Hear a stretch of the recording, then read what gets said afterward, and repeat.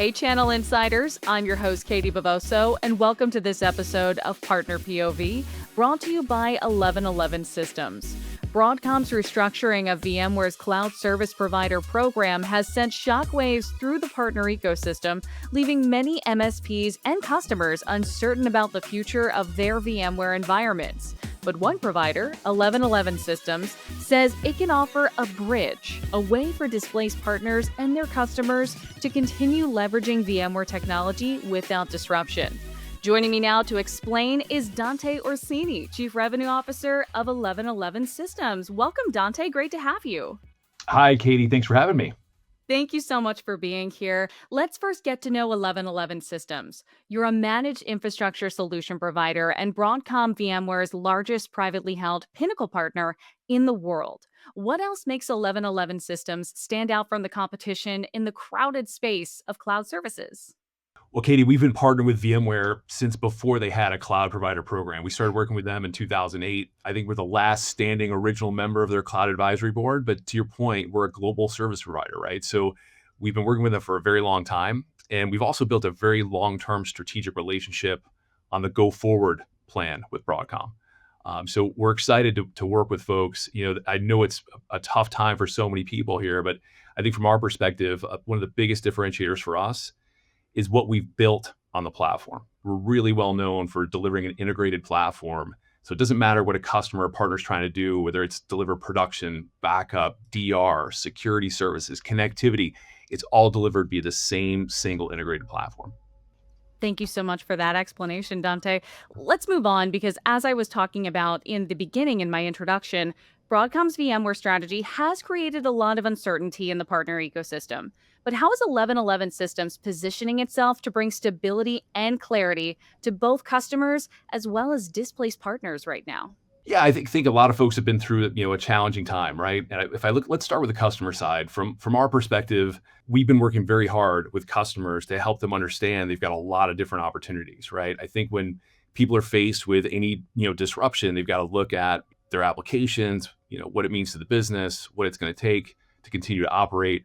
From our perspective, that's been a very easy transition. Leveraging a VMware-based platform, we're usually the quickest path for these folks to find a way out of the data center business. But let's face it, everybody's looking at hybrid cloud strategies and re-platforming for a customer, very, very difficult, right? And that's why we've seen very little of it. We do think that modern organizations are looking at every available platform they possibly can. Typically, it's going to be a combination of a VMware-based cloud as well as possibly a hyperscaler or two, right? On the provider side, much different scenario, because so many organizations have built their backbone on VMware for so long. And clearly, Broadcom's strategy is to continue to consolidate the space and really focus on a small group of partners, which has left a lot of partners in a difficult position. So this started, as you know, a couple of years ago, and we've worked with hundreds of providers to help them continue to operate through the first phase of that. Now, when we look forward past November of this year, it's becoming, increasingly harder for them. So a couple of things that we've been able to do. One is to ensure that they continue to drive, opportunities and grow their business. There's creative ways that we do this. A couple different options. Some folks are leveraging our platform from a wholesale perspective, where they're literally deploying services on our platform, reselling it, if you will, and continuing to manage their customers and deliver managed services on the platform. That's the easiest way for them to continue to operate, as far as addressing a new customer. And then we look longer term. What are we able to do to help people continue to operate their existing infrastructure? And by working with Broadcom, we've created some unique opportunities there as well. We're working on an operational lease for some folks that have made significant investments, and they want to have the ability to continue to drive services in their own data center. In those scenarios, we're working with them to make sure that we can administer those environments and manage those environments to make sure that we're both in compliance with Broadcom. And then we have other folks that are literally, they've looked at this and they're a point in their career or the journey of the company where they're looking at other options. They're looking to actually exit the business. So whether we're helping people resell our platform, whether we're operationally, allowing them to continue to drive on their own infrastructure, through an operational lease, or if we're actually acquiring those companies. Those are typically the three things that we're discussing these days. Well, Dante, I also mentioned in my opening for the audience that 1111 offers a bridge, so to speak, for partners who lost VMware authorization. In practical terms, how does that bridge work and how quickly can a partner or customer transition under it? Yeah, great question. So let's start with the partner side. We're really seeing three paths there. The number one thing we've heard from partners when this news came out was, what do I do with my existing, you know, forecast, right? The funnel of business I'm trying to grow, because, effectively these partners don't have the ability to acquire additional cores past October of this year. I think the quickest path we've seen there is to help folks actually leverage our platform.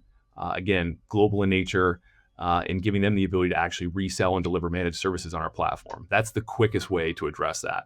Second side we've seen is that, organizations that have, again, made significant capital investments, they've got a lot of runway left on their infrastructure.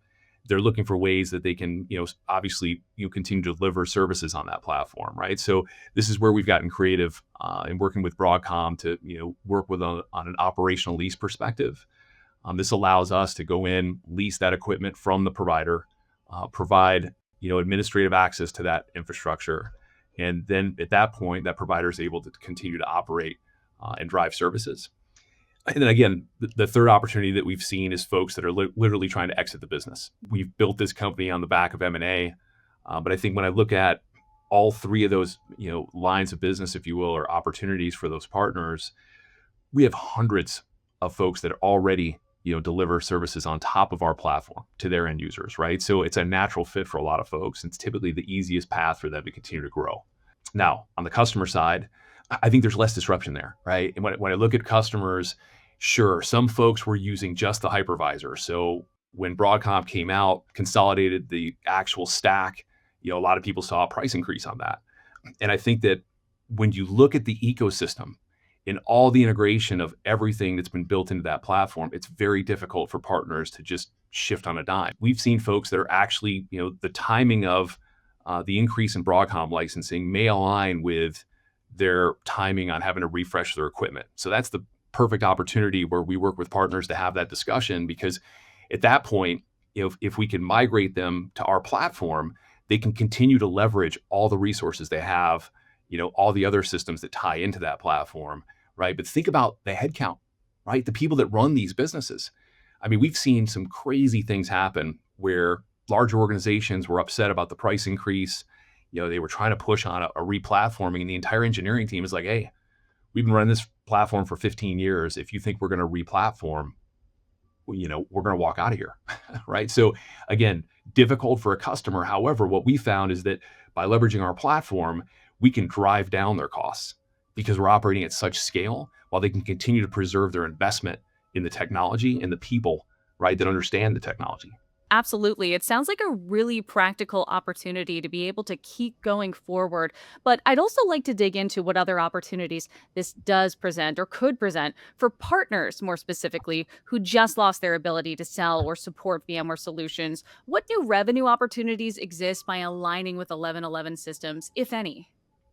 Yeah, great question. It really comes down to understanding that partner's business. Where do they operate today? What types of customers? What types of services do they deliver? Right? So from our perspective, we're a managed infrastructure services provider, right? We are not providing end user managed services per se, unless it's associated with the infrastructure. So that leaves a lot of latitude for partners to continue to drive value. And I think the other piece too is that when you look at the size, scale, that we operate, when you look at running a cloud services business, it's capital intensive.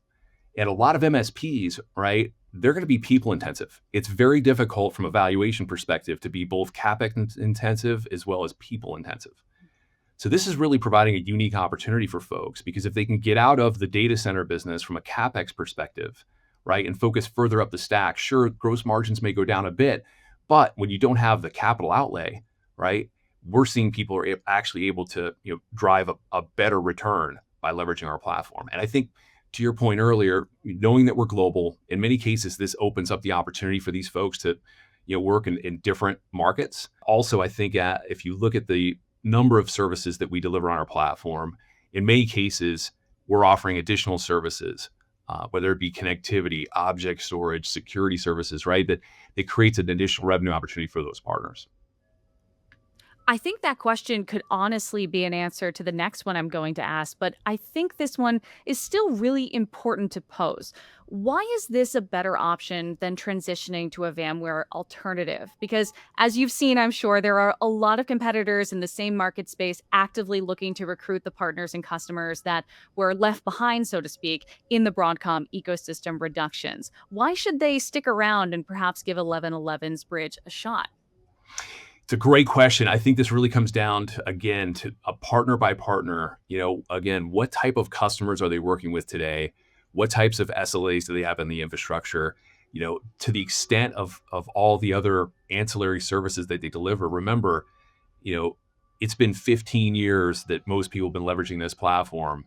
And when you look at trying to just lift and shift it to another platform, when you look at all the levels of integration, it's very, very difficult. So what we're seeing is that folks are taking stock of their customer base and what types of integrations they have to determine the path forward for at least a portion of their base, right? And I think that when they do this, sure, it's not an issue to try to look at an alternative.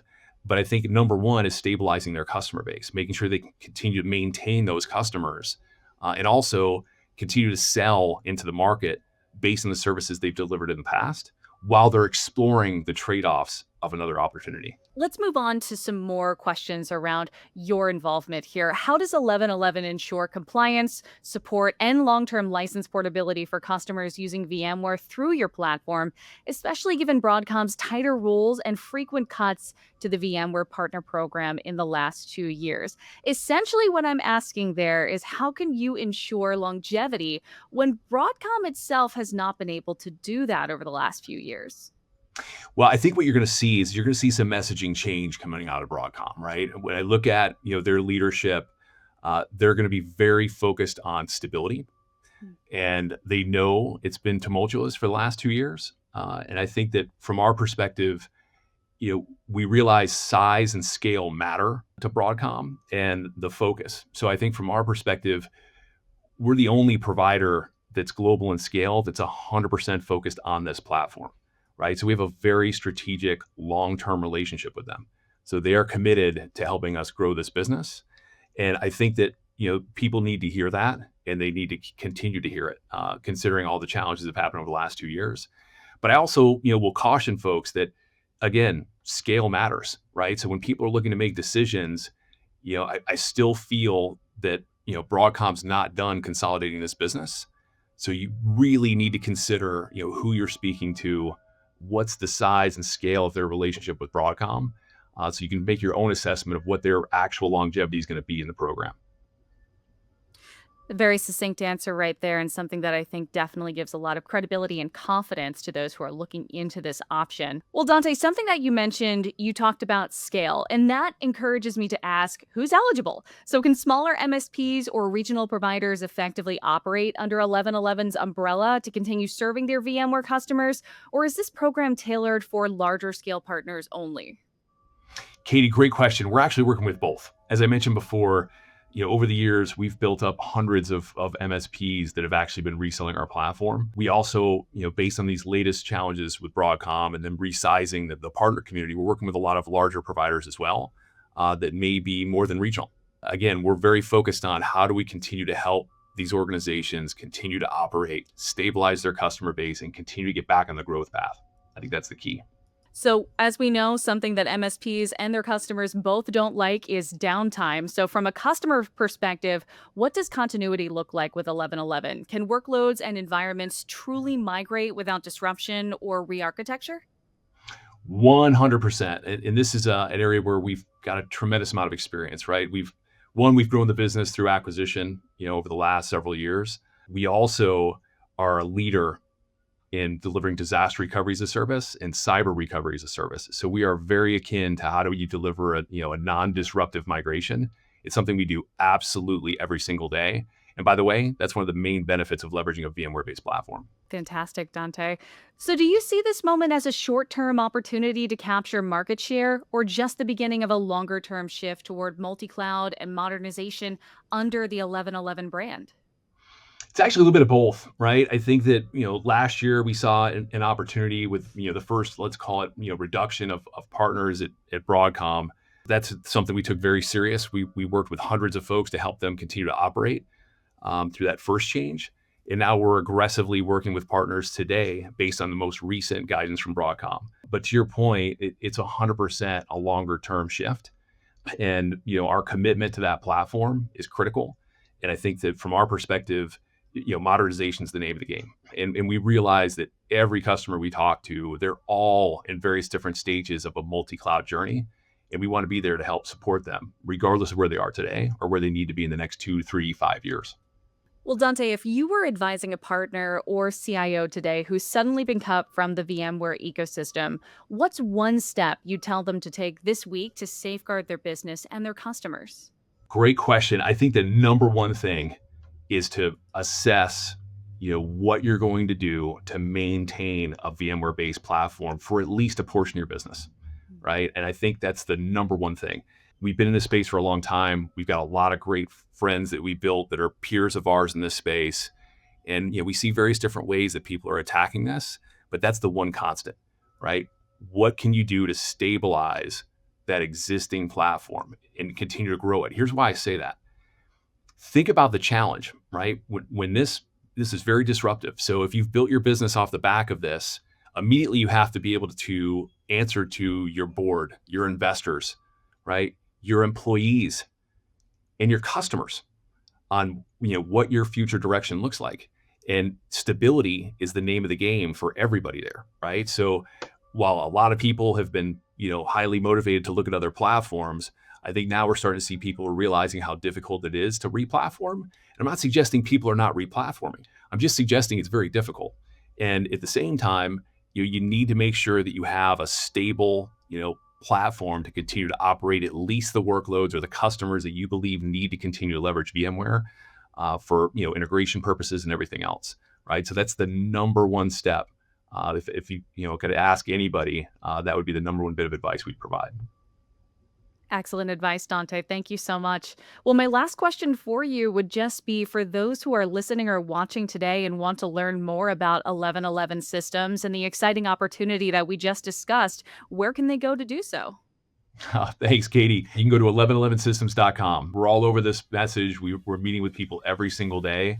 So feel free to reach out to me as well on LinkedIn. Katie, we really appreciate the time and the opportunity. Thank you so much for your time today, Dante. And thanks to you at home for joining us.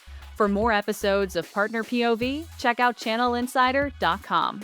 Once again, I'm Katie Bavoso, and I'll see you next time.